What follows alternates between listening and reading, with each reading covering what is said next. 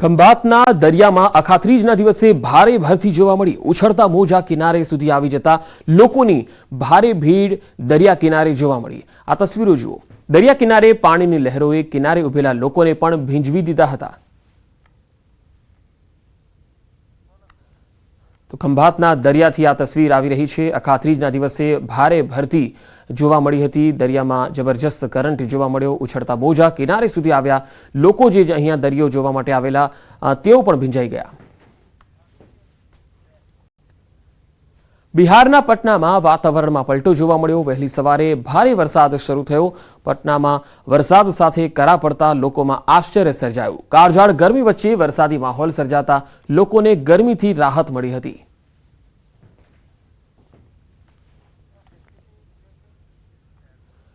અમદાવાદના ચંડોળા તળાવ ડિમોલિશન મામલો। આજે ડિમોલિશન કામગીરી નહીં થાય। ડિમોલિશન કામગીરી પર બ્રેક લાગી છે। 2 દિવસ દરમિયાન 4000 કાચા પાકા બાંધકામ જમીન દોસ્ત કરવામાં આવ્યા છે।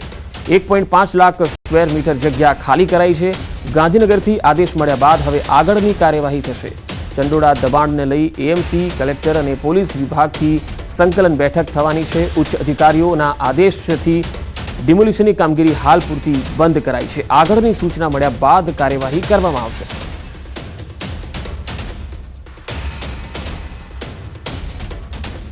સુરત જિલ્લામાંથી ઝડપાયેલા શંકાસ્પદ બાંગ્લાદેશીઓ મામલે તપાસનો ધમધમાટ તેજ થયો છે।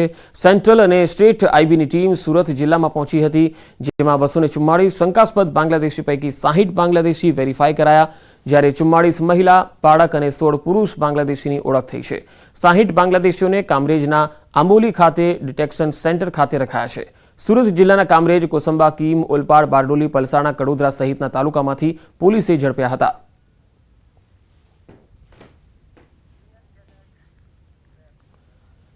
બનાસકાંઠાના ભાભરમાં ભર બજારે ધીંગાણું ખેલાયું હોવાનો એક વિડીયો વાયરલ થયો। 2 અલગ અલગ જૂથો વચ્ચે ધીંગાણું થતા 5 લોકો ઘાયલ થયા। 2 લોકોની હાલત ગંભીર બતાવાઈ રહી છે।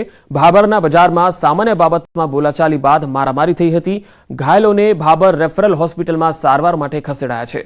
ગંભીર રીતે ઘાયલ 2 લોકોને ધારપુર ખાતે સારવાર માટે ખસેડાયા છે। ભાભર પોલીસે સમગ્ર બનાવને લઈ વધુ તપાસ હાથ ધરી છે। તો ભાભરમાં આ ભર બજારમાં ધીંગાણું થયું હતું અને હાલ 2 લોકોને ગંભીર રીતે ઈજા થઈ છે, જેમને ધારપુર હોસ્પિટલમાં લઈ જવાયા છે। અને એક વિડીયો પણ વાયરલ થયો છે આ ધીંગાણાનો।